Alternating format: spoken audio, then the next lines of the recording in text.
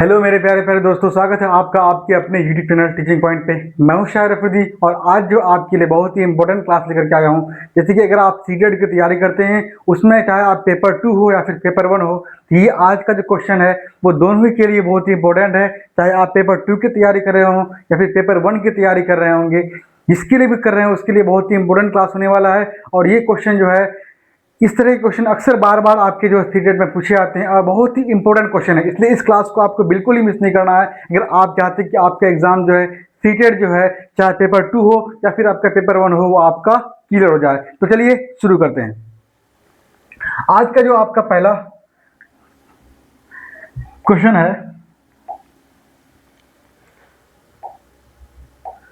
चलिए पहला क्वेश्चन यहाँ पे हम लोग आ चुका है स्क्रीन में। और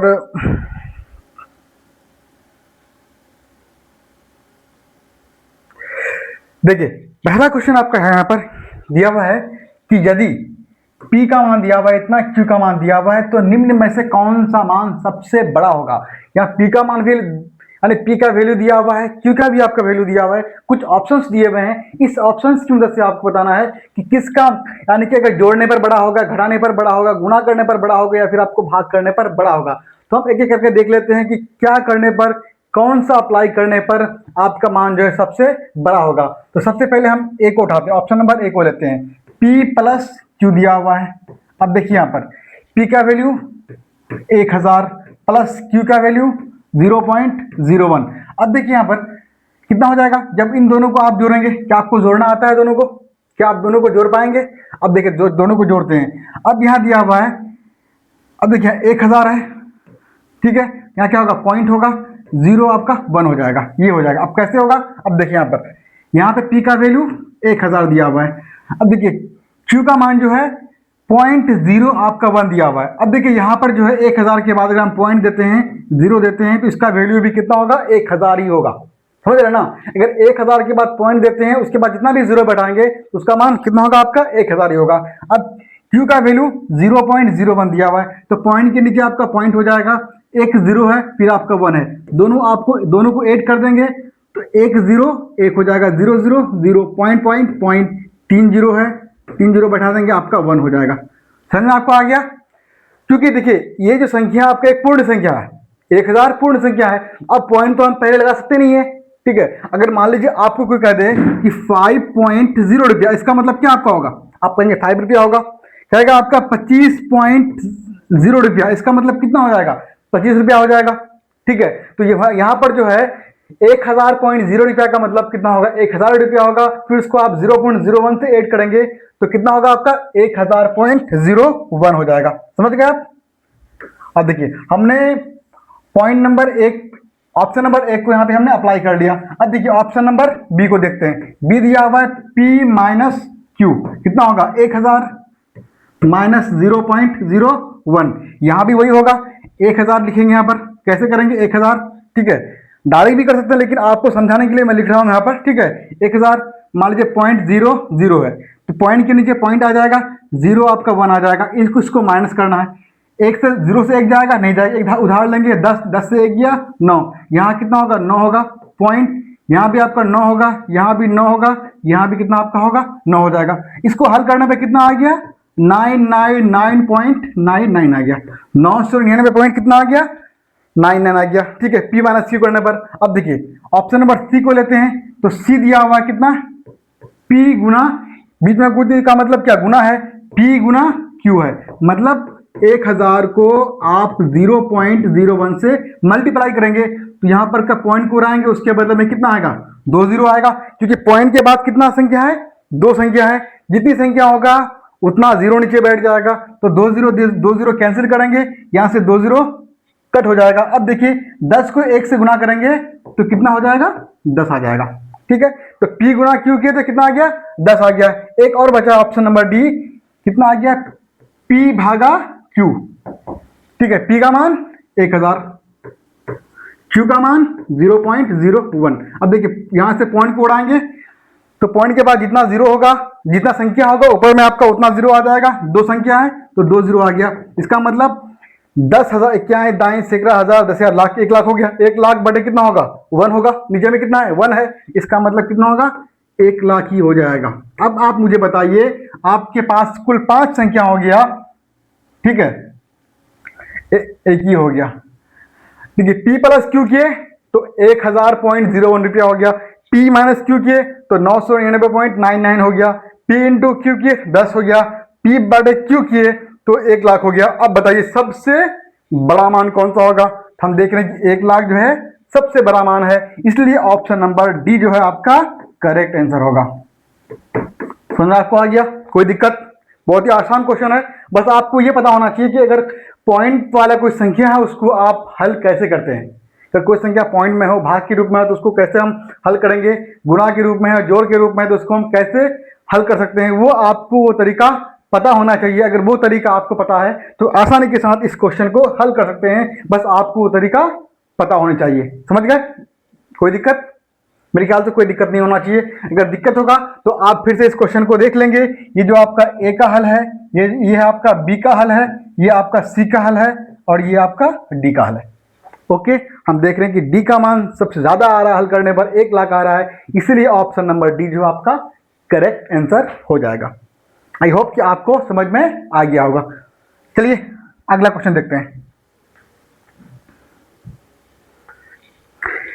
देखिए अगला क्वेश्चन दिया हुआ है कि आरोही क्रम में ए बी सी 3 प्राकृतिक संख्या है तो कौन सा ठीक हो जाएगा? ऑप्शन दिया हुआ है। अब देखिए यहाँ पर आरोही क्रम, देखिए ये जो आपका ए है, ये बी है, ये सी है, ये आरोही क्रम है। आरोही क्रम का मतलब क्या होता है कि बढ़ते क्रम है। अब कोई एक मान प्राकृतिक संख्या है, प्राकृतिक संख्या शुरू किससे होती है? 1 से होती है। किससे होती है? 1 से होती है। और पूर्ण संख्या शुरू किससे होती है? 0 से होती है। अब ये आरोही क्रम में है, मतलब ये आपके पास फिक्स नहीं है कि संख्या आप कहां से स्टार्ट करेंगे, चाहे तो आप 1 से करें, 10 से करें, 12 से करें, 100 से करें, 200 से करें, जहां से करना है आप वहां से कीजिए, बस वो आपका जो बढ़ते क्रम में होना चाहिए, वो आपका बढ़ना चाहिए। ठीक है, ये नहीं कि आप ए का मान अगर 20 ले रही है तो आप बी का मान आपका 10 ले रहे हैं, ऐसा नहीं करना होगा। अगर आप ए का मान 20 ले रहे हैं तो बी का मान जो 21 करना होगा या 22 करना होगा, इस तरह से आपको करना होगा। तो मान लेते हैं कि कोई छोटा मान रखते हैं, ए का मान आप 1 रख लेते हैं। कितना रखते हैं? ए का मान आप 1 रखते हैं, बी का मान आप 2 रखते हैं, सी का मान आप 3 रखते हैं। कितना रखना है पर? 3 रख रहे हैं। अब देखिए यहाँ पर ये आपके स्क्वायर में ये कितना दिया हुआ है? देखिए ये है सी स्क्वायर माइनस ए स्क्वायर बड़ा बी स्क्वायर, ये दिया हुआ है सी स्क्वायर प्लस बी स्क्वायर बराबर ए स्क्वायर। ये है आपका सी स्क्वायर माइनस ए स्क्वायर, उसके बाद दिया हुआ क्या? बराबर बी स्क्वायर। ये भी आपका सी स्क्वायर माइनस ए स्क्वायर बराबर बी स्क्वायर। ठीक है, ये उस तरह से है। अब देखिए यहाँ पर देखते हैं ऑप्शन नंबर ए को लेते हैं। ऑप्शन नंबर ए क्या है आपका? यहाँ पर सी स्क्वायर।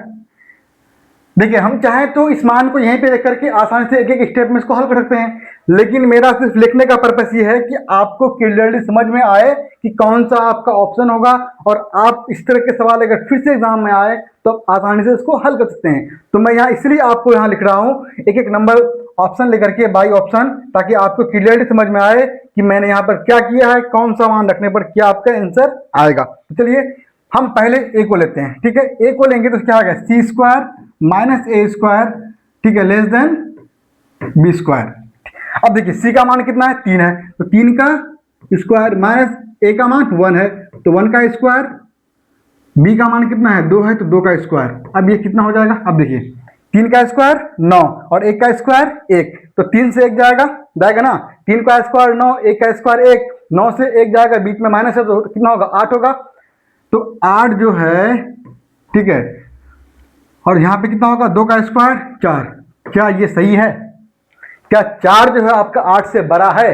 आप कहेंगे नहीं, आपका 4 जो 8 से बड़ा नहीं है, इसलिए ऑप्शन नंबर ए रॉन्ग हो जाएगा। ठीक है, फिर आते हैं ऑप्शन नंबर बी में।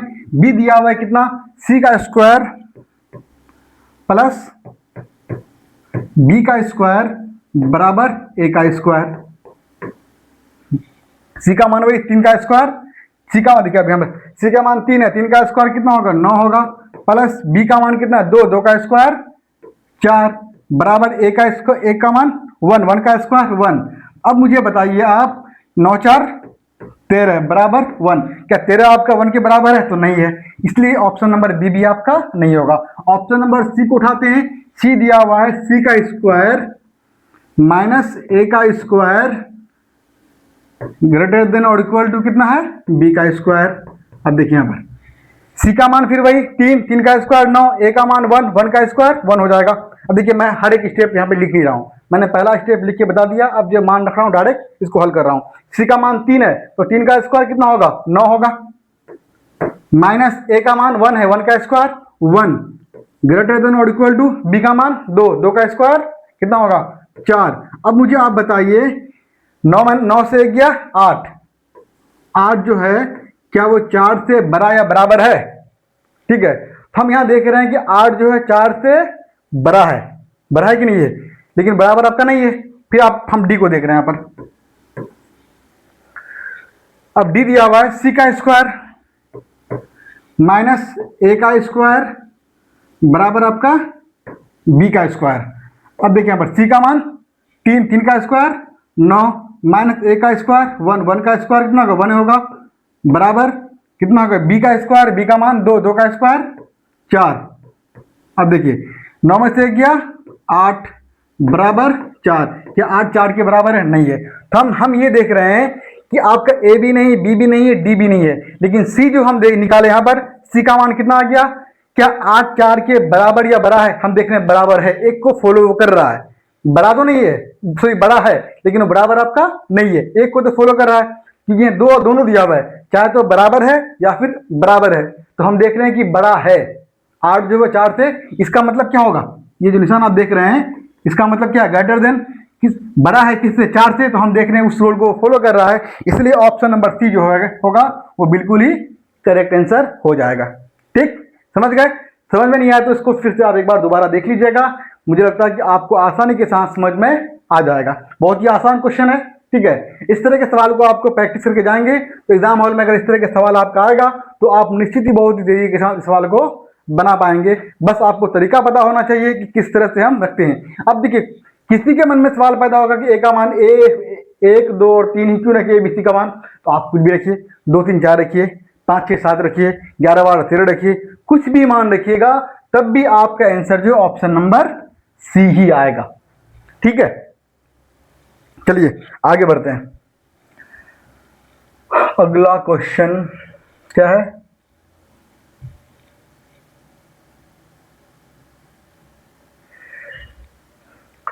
अगला क्वेश्चन निम्नलिखित में से कौन सा कथन सही है? आपको सही दिखना है, कौन सा स्टेटमेंट जो आपका है करेक्ट है। क्या एक आभास संख्या है? कभी आपने पढ़ा है कि एक आभास संख्या प्राइम नंबर है? तो आप कहेंगे नहीं पढ़े हैं। क्यों नहीं पढ़े हैं? क्योंकि आभास संख्या 2 से स्टार्ट होता है, इसलिए जो है ये स्टेटमेंट बिल्कुल ही रॉन्ग हो जाएगा। फिर आते हैं क्या एक भाज्य संख्या है? बिल्कुल नहीं है, क्योंकि आप पढ़ें कि भाज्य संख्या शुरू कहाँ से होता है? 4 से होता है, 4 6 8 9, ये क्या है? भाज्य संख्या है। तो ये भी आपका स्टेटमेंट ये भी बिल्कुल रॉन्ग हो जाएगा। एक ना तो अभाज्य है और एक ना तो भाज्य है। फिर ऑप्शन नंबर सी कह रहा है एक जो है एक आभाज्य संख्या और एक भाज्य संख्या दोनों है। क्यों होगा भाई? जब आपका यहाँ पर हम देख रहे हैं कि एक भाज्य भी नहीं है अभाज्य भी नहीं है, तो दोनों फिर क्यों होगा? इसका मतलब ये भी रॉन्ग हो जाएगा। तो इसका मतलब जब तीनों गलत तो एक ही सही हो जाएगा, ऑप्शन नंबर डी सही हो जाएगा। समझ गए? जब ए बी सी सब तीनों गलत तो कौन होगा? डी होगा। एक ना तो आभाज्य संख्या है और ना ही भाज्य संख्या है, एक कुछ भी नहीं है, वो एक नेचुरल नंबर है। ठीक है, एक ना तो आभाज्य संख्या होगा और ना ही भाज्य संख्या होगा। ठीक है, सबसे छोटी आभाज्य संख्या कौन होता है? 2। सबसे छोटी इवन प्राइम नंबर यानी इवन भाज्य संख्या कौन सा? इवन आभाज्य संख्या, सॉरी भाज्य मतलब भाज्य नहीं आभाज्य। सबसे छोटी आभाज्य संख्या कौन होगा? 2 होगा। सबसे छोटी इवन जो होगा आपका भाज्य मतलब आभाज्य संख्या 2 होगा। सबसे छोटी, ठीक है, और जो आपका होगा आभाज्य संख्या वो कितना होगा? 3 होगा। याद रहेगा ना? चलिए अगला क्वेश्चन बढ़ते हैं आगे की ओर।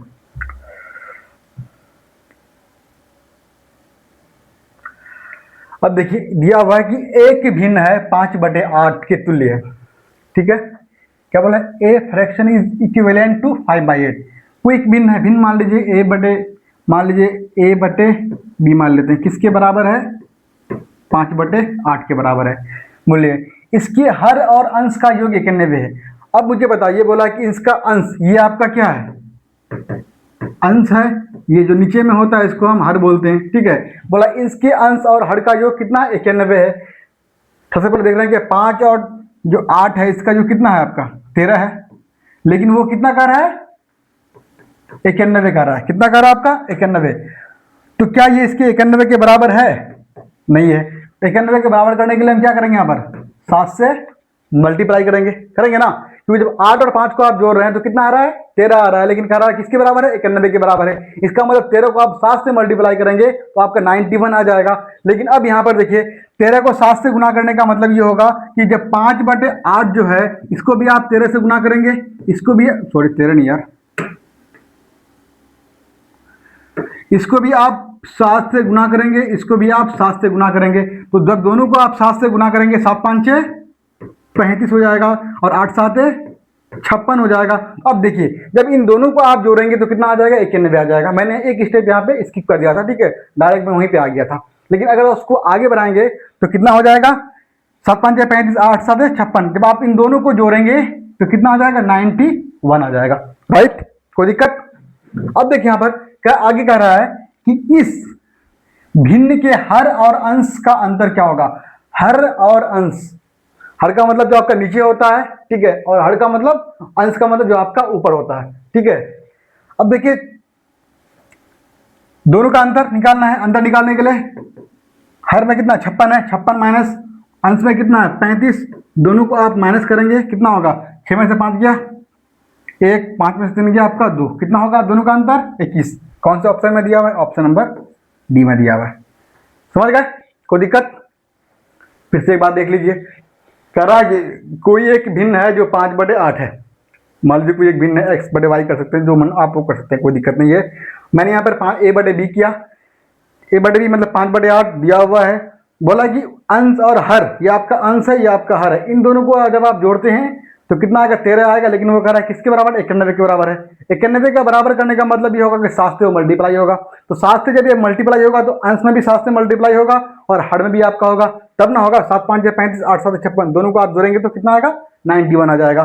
तो फिर कह रहा है कि हर और अंश का अंतर, हर आपका कितना है 56 है, अंश कितना 35 है, दोनों का अंतर करेंगे घटाएंगे तो कितना आ जाएगा 21 आ जाएगा। समझ गए?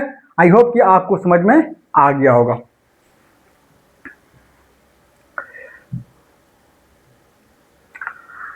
अगला क्वेश्चन देखिए, किसी संख्या के तिगुने और 11 का योग 32 है। कोई भी संख्या है, मान लीजिए संख्या x मान लेते हैं, मान सकते हैं ना, उसका तिगुना, तो उसको आप 3x कर सकते हैं। संख्या को मैंने x माना और वो कितना गुना है तिगुना, तो 3 से गुना कर दिए। और 11 का योग, और 11 का योग का मतलब कितना होगा जोड़ होगा। 11 का योग कितना दिया हुआ है 32। समझ गए कि किस तरह से आपका ये स्टेटमेंट लिखा जाएगा। किसी संख्या का, संख्या x, उसका तिगुना 3 से गुना कर दिए और 11 का योग 11 जोड़ दिए, किसके बराबर है 32 के बराबर है। तो वो संख्या निकालना है, मतलब आपको x का मान निकालना है। तो 3x बराबर 32, 11 उस पार जाएगा घटेगा, तो 32 माइनस 11 कितना हो जाएगा आपका 21 आ जाएगा, आएगा ना। इसको इस पार घटाएंगे तो 32 से 11, 2 से 1 गया 1, 3 से 1 गया 2 हो जाएगा, कटेगा 7 या 21, x का वैल्यू कितना आएगा 7 आ जाएगा, जो ऑप्शन नंबर आपका बी में दिया हुआ है। ठीक, समझ गए, कोई दिक्कत? मेरे ख्याल से कोई भी आपको दिक्कत नहीं होनी चाहिए इस सवाल को समझने में।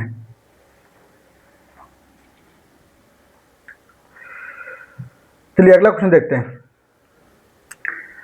आपको समझ में आ रहा है कि नहीं आ रहा है? मेरे ख्याल से आपको समझ में आना चाहिए, ठीक है। अगर आपको क्वेश्चन का लेवल ठीक लग रहा है कि मतलब इस तरह के सवाल बनाने से आपको फ़ायदा होगा, तो आप इस चैनल को सब्सक्राइब ज़रूर कर लीजिएगा और साथ में जो है बेल आइकन को भी ऑन कर लीजिएगा, साथ में इस वीडियो को लाइक कर दीजिएगा और हो सके तो अपने दोस्तों को भी ज़रूर शेयर कर दीजिएगा, ताकि मेरा भी हौसला अफजाई हो, ठीक है, और जो आपके दोस्त यार हैं उनको भी इनका फ़ायदा मिल सके, ठीक है। अब देखिए अगला क्वेश्चन है यहाँ पर कि 2 अंकों वाली कितनी प्राकृतिक संख्याएं 3 से विभाज्य? बहुत ही इंपॉर्टेंट क्वेश्चन है ये, कितने बहुत ज़्यादा इंपॉर्टेंट है, जितना ही इसमें स्टार लगा दे उतना ही कम है, बहुत ज़्यादा इंपॉर्टेंट क्वेश्चन आपका ये है। अब देखिए 2 अंकों वाली कितनी संख्या 3 से विभाज्य है? अब देखिए, अब बताइए कि 2 अंक शुरू कहाँ से होता है? आप बोलेंगे सर 11 से शुरू होता है, 10 से शुरू होता है और ख़त्म कहाँ तक होता है? 99 तक। इससे इधर आएंगे तो 9 हो जाएगा, उससे उधर जाएंगे तो 100 हो जाएगा, इधर आएंगे तो 1 अंक हो जाएगा, उधर जाएंगे तो आपका 3 अंक हो जाएगा। इसलिए 2 अंक की संख्या 10 से शुरू होकर के 99 तक आपका जाएगा, राइट? कोई दिक्कत? लेकिन कह रहा है कि वो 3 से विभाज्य होना चाहिए। क्या 10 है 3 से घटेगा, भाग लेगा? नहीं लेगा। इसके अगर 10 नहीं लेगा तो हम 11 की ओर जाते हैं, 11 10 3 से भाग लेगा तो 11 भी नहीं लेगा। क्या 12 आपका 3 से भाग लेगा? आप कहेंगे हाँ बिल्कुल ही 11 भी नहीं लेगा, आपका 12 जो है 3 से भाग लग जाएगा। इसीलिए इस 2 को हम इंक्लूड नहीं करेंगे, क्योंकि बोला है कि 2 अंकों वाली कितनी संख्या 3 से विभाज्य है, तो केवल उन्हीं संख्या को हम लेंगे जो 3 से पूरा का पूरा डिवाइड हो जाएगा। समझ गए? तो 3 से डिवाइड कौन हो रहा है? 2 अंकों वाली सबसे छोटी संख्या 12 हो रहा है, और सबसे बड़ी संख्या 99। ये तो हम देख रहे हैं कि आराम से 3 से डिवाइड हो जा रहा है, होगा ना? अब देखिए संख्या निकालना है, तो संख्या निकालने का एक फॉर्मूला होता है, जिसको आप मान लीजिए आप पढ़े होंगे क्लास 10 में, ठीक है? 80 पढ़े हैं ना, ठीक है? तो यहाँ पे अब देखिए कि पहला का 12 होगा तो अगला संख्या कितना होगा? तो 3 से कटेगा, 15 होगा, अगला कितना होगा? 18 होगा। या आपका चलते हुए कहाँ जाएगा? 99 तक जाएगा। तो डिफरेंस जो है कितना का होगा? 3 का है ना। 15 से 12 जाएगा 3 हो जाएगा, 15 से 18 से 15 जाएगा 3 आ जाएगा, 18 के बाद 21 होगा, 21 से 18 जाएगा तो 3 होगा। मतलब अगर 3 से विभाज्य है तो वो सबका डिफरेंस जो होगा 3 होगा। तो फॉर्मूला n निकालने का क्या होता है?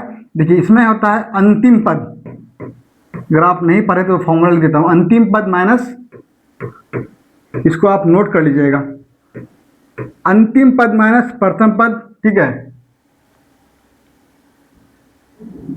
क्या आपका अंतिम पद माइनस प्रथम पद, ठीक है?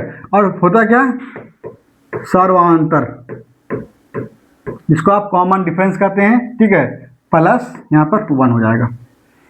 ये फॉर्मूला जो है बहुत ही वेरी इंपॉर्टेंट फॉर्मूला है। इस फॉर्मूला को आप कॉपी में कहीं साइड में आप नोट करके लिख लीजिएगा कि जब भी आपको इस तरह की संख्याएं आएगा, टोटल संख्या आपको निकालने के लिए बोलेगा, तो आपको अगर पहला पद पता होगा, अंतिम पद पता होगा, और उसके बीच का जो डिफरेंस है, यानी 2 संख्याओं के बीच का डिफरेंस अगर वो पता होगा, तो आप कुल संख्याएं निकाल सकते हैं, ठीक है?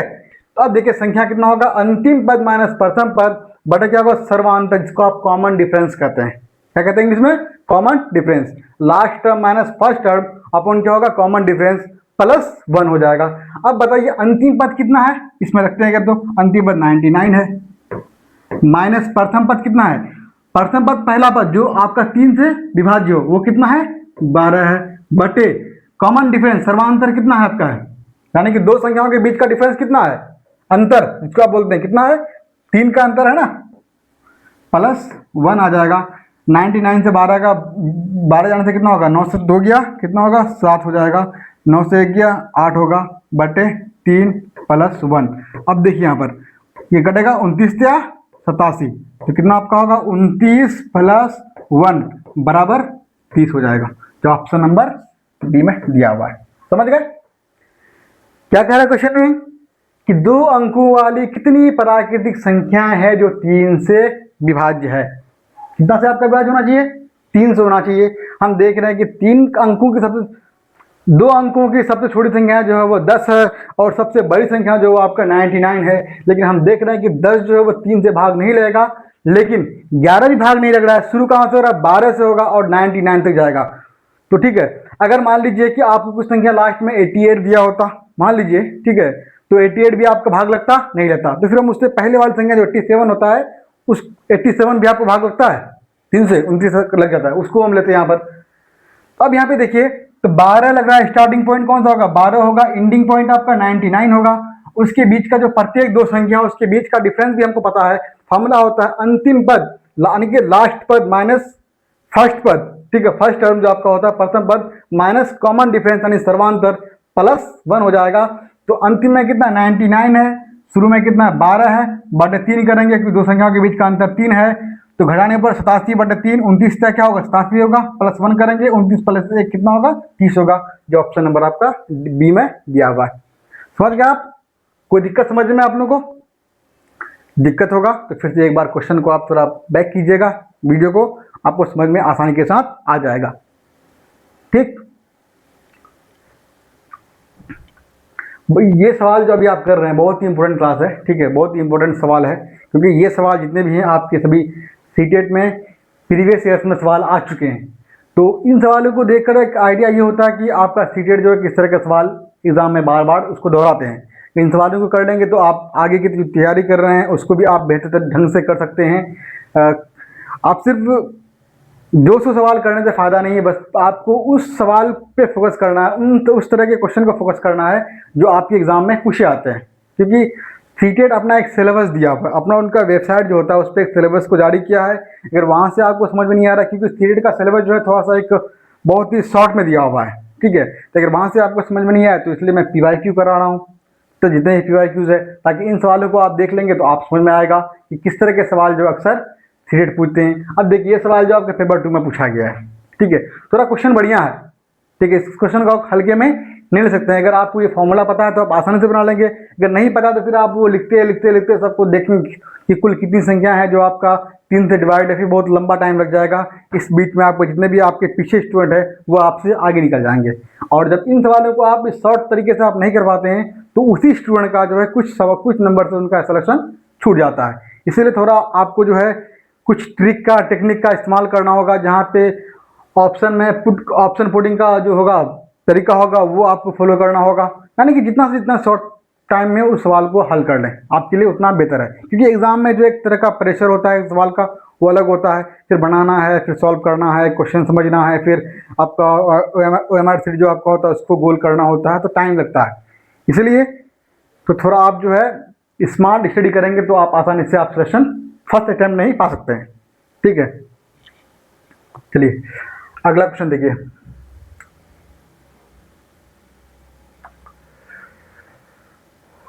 क्वेश्चन है कि 2 अंक की संख्या उन अंकों के योग का 4 गुना है तथा उन अंकों के गुणन का 3 गुना है, वो संख्या ज्ञात कीजिए।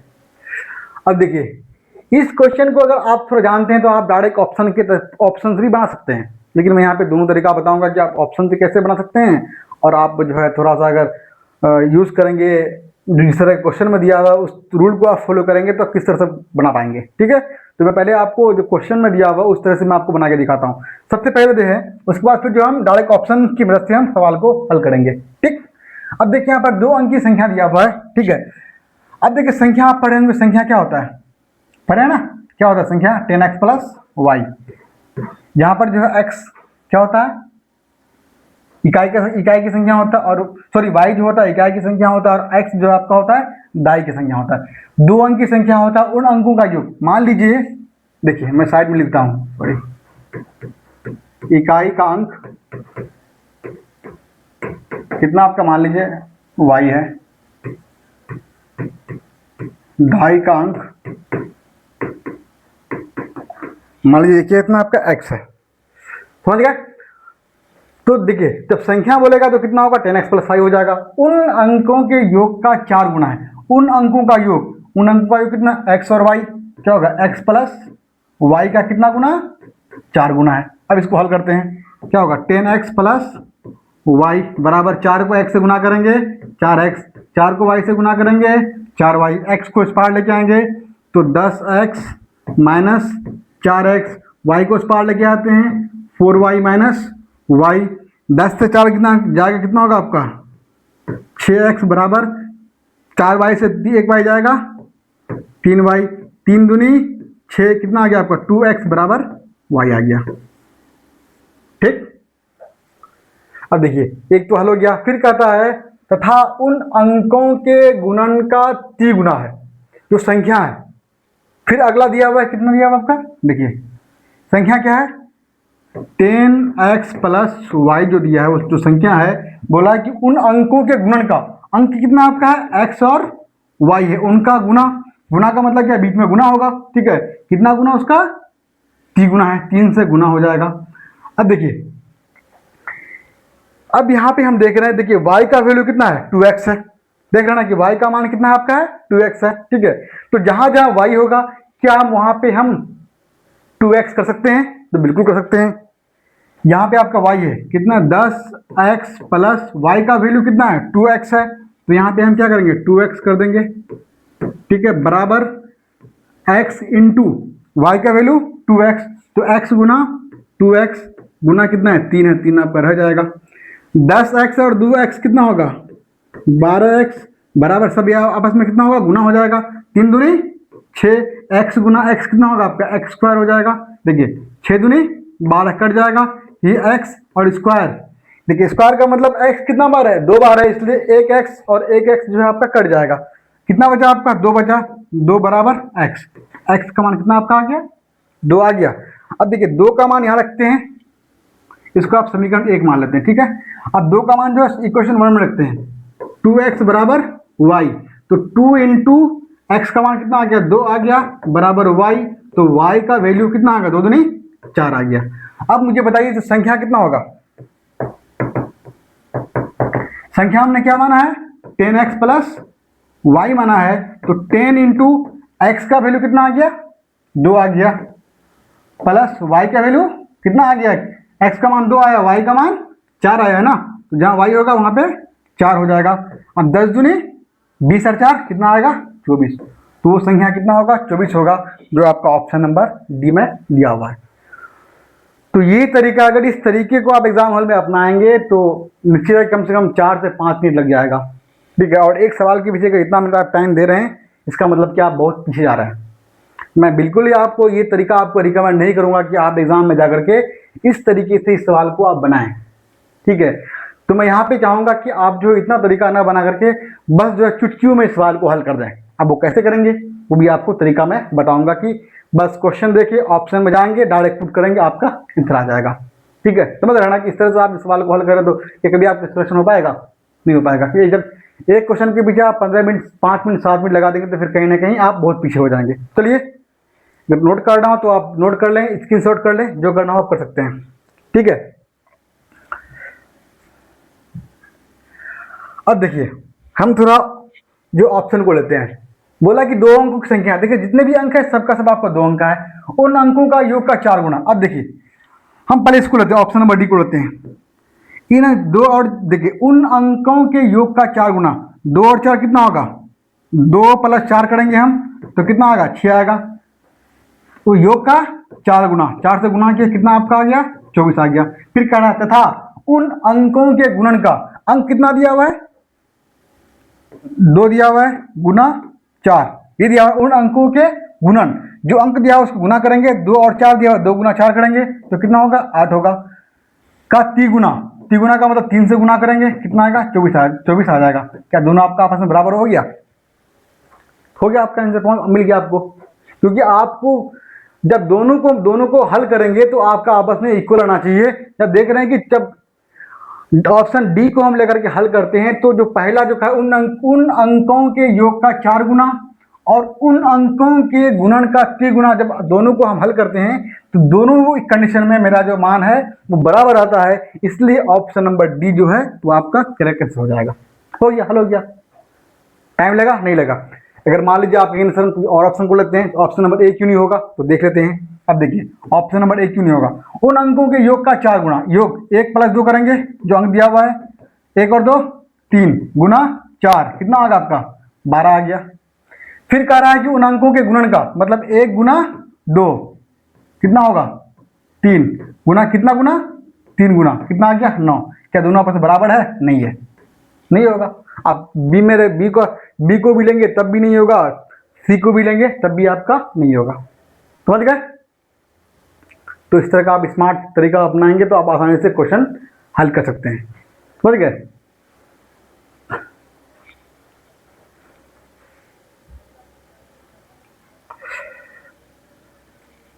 कहना था कि आगे बढ़े।